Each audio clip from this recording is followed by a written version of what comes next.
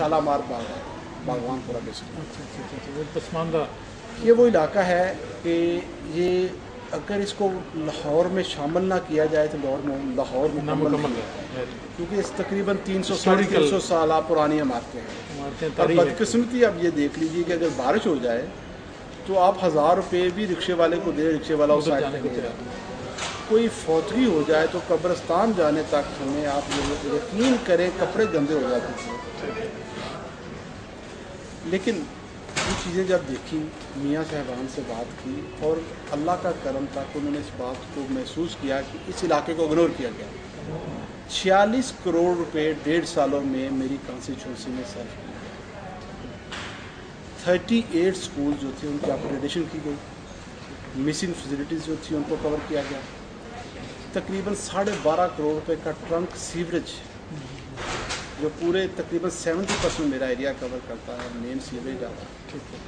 इसके अलावा 64 करोड़ रुपए का सीवरेज मेन बोगीवाल डाला गया। फिर 2 बड़े रोड बनाए गए जो आपको वहाँ से बाहर जीटी रोड तक लेके जाते हैं। ठीक है। इसके अलावा 4 बड़े रोड अभी जिन पे पत्थर पड़ चुका है, इंशाल्लाह काम शुरू हो जाएगा। इसके अलावा 4 ट्यूबवेल जो मेरे इलाके में पानी के लिए अभी और चाहिए, लग चुके लेकिन लग चुके हैं। इसी तरह 2 वाटर फिल्ट्रेशन प्लांट जो वर्किंग पोजीशन में है वो काम कर रहे हैं, जहाँ से लोग मिनरल वाटर की सूरत में अपने घर से बर्तन ला के भर के लेके जाते हैं। लेकिन चूँकि मुझे 8 यूसीज लगती हैं और मियाँ हमजा साहब ने मेहरबानी की, मियाँ हमजा साहब आसिफ साहब ने, उन्होंने मुझे 8 ही फी यूसी एक वाटर फिल्ट्रेशन प्लांट दिया है। इमारतें बन चुकी हैं, 2 तो वर्किंग पोजीशन में है ना, लेकिन 6 भी इंशाल्लाह विद इन 1 मंथ जो है बाद रमज़ान इंशाल्लाह वो काम शुरू कर देगा। तो इस इलाके में काम तो काफ़ी हुआ है, लेकिन फिर भी ये चूँकि इतना नेगलेक्टिव एरिया था कि इसमें अभी भी 2-3 अरब रुपया चाहिए इस इलाके को अपग्रेडेशन के लिए। हम सीवरेज के निज़ाम को, वासा के मीठे पानी के सिस्टम को, ट्यूबवेल्स को, फिर स्कूलों को, प्ले ग्राउंड्स को, रेस्क्यू 112 के लिए कब्रिस्तान हमें इस इलाके में चाहिए, हमें वहाँ पे स्पोर्ट्स कम्प्लेक्स चाहिए, हमें ख़वातीन के लिए चाहिए हॉस्पिटल्स चाहिए छोटे। इसके अलावा हमें वहाँ पे टेक्निकल कॉलेज चाहिए। ठीक है। चूँकि मैं समझता हूँ कि बच्चों को, लड़कियों के लिए और लड़कों के लिए टेक्निकल कॉलेज होने वहाँ पे ज़रूरी है। इंजीनियरिंग यूनिवर्सिटी भी आपके निकलना जी, यूईटी से, मेरा हल्का यूईटी से शुरू होता है। खुशकिस्मती है कि पाकिस्तान की सबसे बेहतर, बल्कि एशिया की यूईटी यूनिवर्सिटी जो है मेरे इलाके में, और मैं उसकी सिंडिकेट का मेंबर भी हूँ। साइंस म्यूजियम भी आपके उसके साथ ही है। ये वो चीज़ें हैं जो मेरे इलाके में रिक्वायर हैं। ठीक है। और इसके लिए मैंने ऑलरेडी जो फिजिबिलिटी प्लान है वो बना के दे दिया है तमाम चीज़ें। लेकिन चूँकि टाइम चाहिए, पंजाब गवर्नमेंट के जो हालात हैं, जो हमें सेंट्रल से पैसे नहीं मिल पा रहे अपना हिस्सा पंजाब गवर्नमेंट को, इसकी वजह से बहुत से हमारे प्रोजेक्ट्स रुके हुए हैं। लेकिन फिर भी अल्लाह के करम से और इस इलाके की दुआओं से मैंने बहुत से काम कोशिश की है मुकम्मल करने की, जो तो मुकम्मल हो चुके हैं, और बहुत से ऐसे हैं जो अभी पाइपलाइन में हैं। इंशाअल्लाह ताला अल्लाह ने करम किया तो इस साल में काफ़ी चीज़ें मुकम्मल होंगी।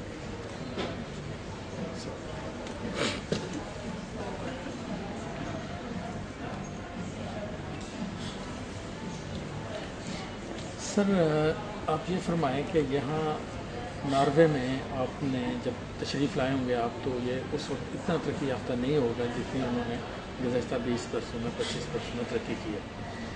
तो यहाँ के जो है एक्सपीरियंसेस आप ले के पाकिस्तान गए हैं, उसी की बुनियाद पे आपने वहाँ बड़े बड़े ब्रिजेज़ और सीवरेज के निज़ाम, अब यहाँ बारिश होती है पानी नज़र नहीं आता, तो जो बाकी शोबे हमारे जिस तरह एजुकेशन है, हेल्थ है, वो भी यहाँ का निज़ाम आपने स्टडी किया है और उसको वहाँ पर इम्प्लीमेंट करना है? जी बिल्कुल, देखा है यहाँ पे। अनफॉर्चुनेट ऐसे कह लीजिए कि अगर हम इसको, ये बड़ा मुश्किल सा हो जाता है मामला। वहाँ पे वसाइल इंतहाई कम, पॉपुलेशन जो से आउट ऑफ कंट्रोल है। ये 16 करोड़ कह लीजिए, 18 करोड़ कह लीजिए, मैं इस बात को मानने के लिए तैयार हूँ। 73-74 से आईडी कार्ड बनने शुरू हुए पाकिस्तान में, आज तक 70% आईडी कार्ड हम बना नहीं सकते। आप ये कैसे देखें, घर का बजट बनाएं आप 5 लोगों का, اور چھٹا اس میں شامل ہو جائے تو آپ کا ڈسٹرب ہو جاتا ہے بجٹ. تو پاکستان میں جب آپ کو پاپولیشن کا نہیں پتا، بجٹ آپ ہر سال دیے جا رہے ہیں 16 کروڑ پہ رکھ کے. اب جو میرے ساتھ لڑکے تھے جن کی شادی ہوئی جب ہم لڑکے تھے تو اب ان کے 5-5 6-6 بچے ہیں. تو پاپولیشن وہیں کھڑی ہے. 10 سال بعد اس کا 10 سال بعد کیا جاتا ہے یہاں. اس لیے سورسز وسائل کی وہاں پہ کمی ہے. اچھا، سسٹم کی کمی ہے. اور بدقسمتی یہ رہی کہ میں جس کو بڑا کھلی سی بات کرتا ہوں، جس کو اس سارے مسئلے پہ ہم گناہ گار ہیں، سیاستدان انوالو ہیں، لیکن وہ پنجابی کہتے ہیں نا جی ماڑے دی جنانی سب دی بھابی. تو پنجابی پھر جی بھابی ہوندی پھر سارے وہ مذاق بھی کرتے ہیں. سیاستدان ماڑے دی جنانی ہے. اصل پاور رہی فوج کے پاس، اصل پاور رہی بیروکریٹس کے پاس. سیاستدان اس میں انوالو ہوتا چلا گیا، اپنا شیئر لیتا چلا گیا. آپ اس کو ایسا کہہ لیں. سسٹم اگر دینا چاہتے تو وہ لوگ دیتے جن کے پاس پاور تھی. اچھا، آج جہاں پاکستان کھڑا ہے اس کے ذمہ دار کون کون لوگ؟ اس میں کیا آپ سمجھتے ہیں ہم نے ڈکلائن کیا 64%؟ بالکل. تو اس کے ذمہ دار آپ کس کس کو ٹھہراتے ہیں؟ اس میں ہم سارے ذمہ دار ہیں، لیکن میں اس میں سب سے بڑا ذمہ دار فوج کو میں سیاستدان کو نہیں سمجھتا. میں اپنی رائے، میری ذاتی رائے ہے یہ، میں اپنی رائے میں یہ سمجھتا ہوں کہ سب سے بڑے ذمہ دار ہے فوج، اسٹیبلشمنٹ، جوڈیشری کمیشن. آپ فیصلے دیکھ لیجئے، ہمارے سر شرم سے جھک جاتے ہیں. بڑے بڑے اچھے جسٹس بھی آئے ہیں جن کے بڑے بڑے نام ہیں، جنہوں نے بڑے بڑے فیصلے کیے، لیکن بدقسمتی سے کچھ ایسے لوگ بھی آئے ہیں جب جو چیزیں جنرلوں نے نہیں مانگی انہوں نے ان کو وہ بھی دی. آئین میں چھیڑ خانی کی اجازت بھی دے دی جو کہ مانگی نہیں. پھر جنرل آئے، میں آپ کو مثال دیتا ہوں. ضیاء الحق آیا، اگر اس نے چاہا کہ لوگ فلم دیکھتے ہوئے نماز پڑھیں تو نماز کا وقفہ ہوتا، اگر آپ کو یاد ہے، ہم چھوٹے ہوتے تھے. ٹھیک ہے. اگر اس نے چاہا کہ قوم ہیلمٹ پہن کے موٹر سائیکل چلائے 78-79 میں تو لوگوں نے ہیلمٹ پہنا. لیکن بدقسمتی کہ وہ سسٹم نہیں دینا چاہتے تھے، وہ اپنی ذات کو پروموٹ کرتے رہے. اسلام کو بطور انہوں نے سیاسی ہتھیار استعمال کیا. لیکن اسلام بدقسمتی جو میری تھیوری ہے، جو میں نے یہاں دیکھا ہے، اسلام بیس ہے حقوق اللہ اور حقوق الباد. کیونکہ میں تو چھوٹا سا طالب علم ہوں، پتہ نہیں دین کا مناسب چیزوں کا، لیکن بیس کرتا ہے دین اس حقوق اللہ اور حقوق الباد.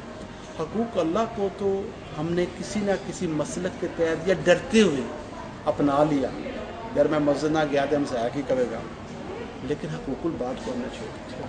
حقوق الباد اگر ہوتا تو پھر معاشرہ ڈیولپ ہوتا. معاشرہ ڈیولپ ہوتا تو پھر ہر بندہ نماز پڑھنے چلا جاتا، دکان کھلی چھوڑتی. آج ایک عام بندہ چھوڑ کے اس لیے نہیں جاتا کہ بے شک ساتھ والی دکان حاجی کیا، وہ کہتا ہے میں گیا نا چلا گیا تو اس حاجی صاحب سامان چکرا میرا. جب تک ان قوموں نے یورپ میں معاشرہ ڈیولپ کیا، جب معاشرہ ڈیولپ ہوا تو پھر ایک سسٹم آیا، انسانی حقوق کی پھر انسان کو سکون ملا. جب میرے دل میں سکون ہے، بے شک میرے پاس 1 روپیہ ہے، میرے دل میں سکون ہے تو میرے کروڑوں سے اچھا. اور میں اربوں کا مالک ہوں تو مجھے سکون نہیں ہے. یہ دین بھی کہتا ہے اور یہ انسانی فطرت ہے. اور جو حقوق الباد ہے وہ انسان کو ریلیکس کرتی ہے. اس کو پتہ ہے کہ یہ میرا حق ہے، مجھے ملے گا. میں آپ کو ایک مثال دیتا ہوں. پچھلے سال رمضان المبارک میں آٹا تقسیم کیا میں نے اپنا، تو میں نے چونکہ بہت لوگ خواتین بہت زیادہ تھی خواتین کو، تو میں نے کہا کہ اپنے ڈیرے پہ نا جی 100 تھیلا اور 100 خواتین اندر آئیں گی تاکہ ایک ایک تھیلا ایک خواتین کو دے دیا جائے. ان کو کہا کہ بی بی 100 تھیلا ہے اور آپ 100 ہیں لائن میں کھڑے، اس کے باوجود لائن نہیں لگ سکی. اس لیے کہ ہر بندے کو پتا تھا کہ شاید میں نہ کہیں رہ جاؤں. یہ وہ بے صبری ہے جو ہماری قوم میں آ گئی حقوق الباد کو بھولنے کی وجہ سے. اس پر میں غلط ہوں، لیکن میں سمجھتا ہوں کہ یورپ میں آپ کسی بچے کو بھی کہیں وہ کہے گا یہ میرا رائٹ ہے یا نہیں ہے. اس کو پتہ ہے اپنے رائٹ کا، اور اس کو صبر اس لیے ہے کہ اس کو پتہ ہے کہ مجھے مل جانا ہے. یہ ہماری بدقسمتی یہ ہے کہ ہمیں صبر اس لیے نہیں ہے کہ ہمیں پتہ کہ شاید میں ہی نہ رہ جاؤں. ان کا ریاست پہ اعتماد ہے. ریاست پہ اعتماد سر. اچھا، جس طرح سر یہ آپ آئیڈیا لے کے گئے ہیں، جس طرح یہاں پارکنگ کا آپ نے فرمایا، مطلب یہ بے شمار اس طرح کے آئیڈیاز ہیں یہاں. یہ اتنا زیادہ فنڈس रियासत जनरेट करती है आवाम से और क़ानूनी की फलाह पे खर्च करती है। तो इस तरह के आइडियाज़ आप मज़ीद यहाँ काम करके यहाँ की हुकूमतों के साथ। रियासत का मेन सोर्स है रेवेन्यू, आपने कलेक्ट करना है। मैं आपको 2-3 मिसालें दें। लाहौर में 65,000 से के लगभग चिंची रिक्शा चल रहे हैं। पोल्यूशन वो फैला रहे हैं, एक्सीडेंट उससे हो रहे हैं, लॉ एंड ऑर्डर का मसला वो बनाए बैठे हैं। और पोल्यूशन यह है कि 1 रुपया आपको रेवेन्यू इकट्ठा नहीं होता, रजिस्टर्ड ही नहीं है। Where is Punjab government, where is system? Sir यहाँ तो